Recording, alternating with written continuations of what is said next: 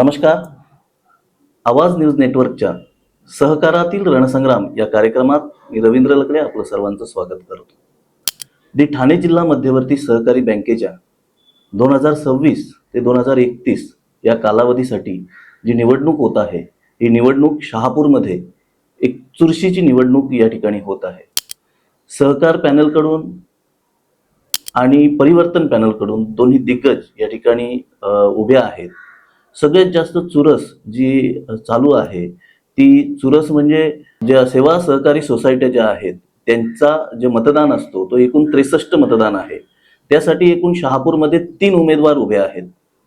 प्रकाश वरकुटे ज्यांचा मागे निसटता पराभव झाला, अनिल निचिते आणि या ठिकाणी खाडेदादांची मुलगी आणि राष्ट्रवादीच्या जिल्हाध्यक्षा या विद्याताई वेखंडे या देखील या ठिकाणी उभ्या आहेत. अशी तिरंगी लढत होताना या ठिकाणी पाहायला मिळते. मात्र यामध्ये चुरस जी चालू आहे ती प्रकाश वरकुटे आणि विद्याताई वेखंडे यांच्यामध्ये ही चुरस आहे. विद्याताईंचं पारडं या ठिकाणी जड आहे असं या ठिकाणी पाहायला मिळतं.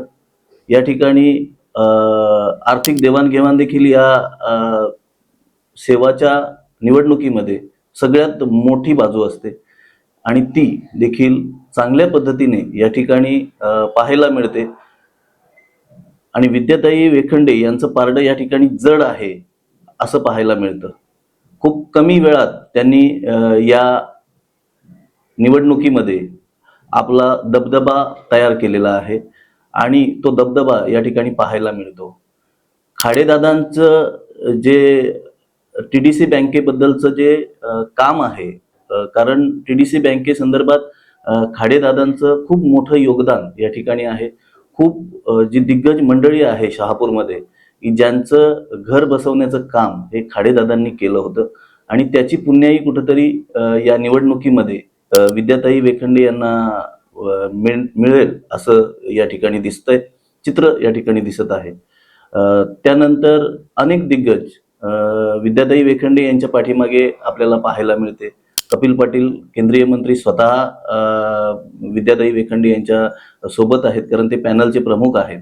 त्याच्यानंतर माजी आमदार पांडुरंग बरोरा असतील, त्यानंतर सर्वच पक्षाचे तालुका अध्यक्ष असतील, शिवसेना उद्धव बाळासाहेब ठाकरे पक्षाचे तालुका प्रमुख असतील कुलदीप धनके, त्यानंतर राष्ट्रवादीचे तालुका अध्यक्ष असतील नंदकुमार मोगरे, भाजपचे माजी तालुका अध्यक्ष भास्कर जाधव असतील किंवा आताचे तालुका अध्यक्ष जे असतील ते सुभाष हरड असतील, ही सगळीच मंडळी या ठिकाणी त्यांच्या सोबत असताना आपल्याला पाहायला मिळते.